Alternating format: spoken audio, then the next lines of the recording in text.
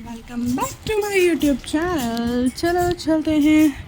यहाँ पे खाली मैं ही एग्ज़ाम दे के नहीं निकल रही थी, बाकी और लड़कियाँ भी निकल रही थी। तो ये मेरे कॉलेज का बैक साइड व्यू है। मतलब कि हमारा जो कॉलेज का गेट आया था वो गेट नंबर 3 पे था, हमारा फ्रंट पे नहीं आया था, तो हमें इस साइड से ही जाना था।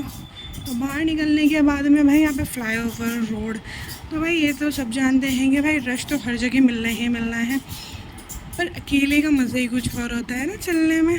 तो बस यहाँ पे जो कट दे रखा है ना, तो वो बहुत ज़्यादा है, लास्ट में जाके दे रखा था, यानी कि हमारे कॉलेज के फ्रंट गेट के सामने ही। तो बस मुझे वहाँ तक क्रॉस करना ही करना था। वहाँ से क्रॉस करने के बाद में मेरे को ई रिक्शा मिला। ई रिक्शा में बैठने के बाद वहाँ से काफ़ी लंबा है आने के लिए, तो अब इन भैया ने मेरे को जो ना यही रिक्शा में उछलते कूदते हुए हम आ गए। साथ में 2 लड़कियां भी थी, वो अपने एक्स वगैरह की बातें कर रही थी। खैर मैंने इतना ध्यान नहीं दिया, पर हाँ जब इतने ज़ोर ज़ोर से भी बोलेगा तो समझ में आ ही जाएगा। अब इन्होंने मुझे उतारा स्लम्बुर मार्केट में, स्लम्बुर रेड लाइट पे। अब वहाँ पे तो भाई मेरे को ध्यान ही नहीं कि आज थर्सडे मार्केट है। वहाँ तो इतना रश हो रहा था कि रिक्शे यहाँ से मिलने को आगे के लिए तैयार नहीं थे। मेरे को जाना था यमुना विहार, अपने विहार के रिक्शा तैयार नहीं थे यहाँ मिलने के लिए, क्योंकि लोग शॉपिंग करने आए हुए थे। तो जाहिर सी बात इस टाइम पे सब अपने अपने शॉप्स लगाने में लगे हुए थे। तो अब क्या करें, अब खैर कुछ नहीं। मुझे वहाँ पे जो है ना मगों का ठेला लिखा, वहाँ से मुझे इतने प्यारे से मग दिखे, मैंने मग ले लिए। तो इससे को वो नहीं है कि हम ठेले से ले रहे हैं, बस चीज़ अच्छी होनी चाहिए। तो कमेंट सेक्शन में बताओ ये कितने के मिले। तो मुझे तो काफ़ी रीज़नेबल प्राइस में मिले, तो मुझे अच्छे भी लगे, इसलिए मैंने ले लिए। मुझे लाल कलर के मग बिल्कुल पसंद नहीं आते। सेकंड थिंग ये, फिर पेपर लेना था मुझे सुबह में लंच पैक करने के लिए। तो एलुमिनियम फॉइल से मैं थोड़ा सा बोर सी हो गई थी, तो ये वाला हमने फूड रैपिंग पेपर लिया। तो ये काफ़ी अच्छे, ये भी अच्छी प्राइस में ही मिला था मुझे। उसके बाद में जब घर आके देखा तो भाई साहब हमने सफाई करी नहीं थी।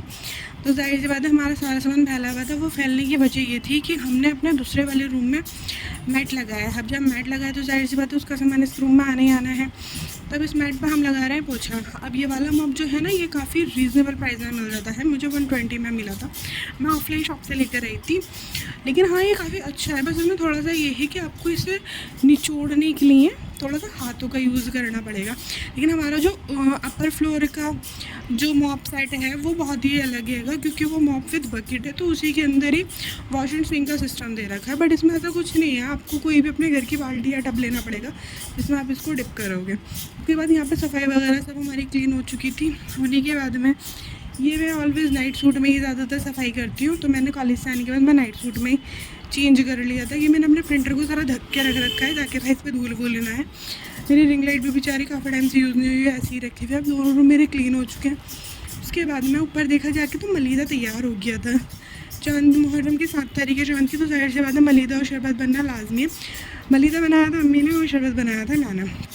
उसके बाद हो गई रात। रात में जब हमने खाना खाने बैठे तो भाई दवाई सबसे पहले हमारी होती है आयरन टैबलेट। अब ये हमें खाने के लिए तरीका क्या दे रखा है कि आपको पहले हाफ़ मील लेना है, उसके बाद में दवाई लेनी है, फिर हाफ़ मील लेना। तो शरबत पी के उसके बाद में हमारे रात हो जाती है पूरी, रात नहीं सॉरी दिन ख़त्म हो जाता है। तो सब्सक्राइब कर देना। अल्लाह हाफिज़।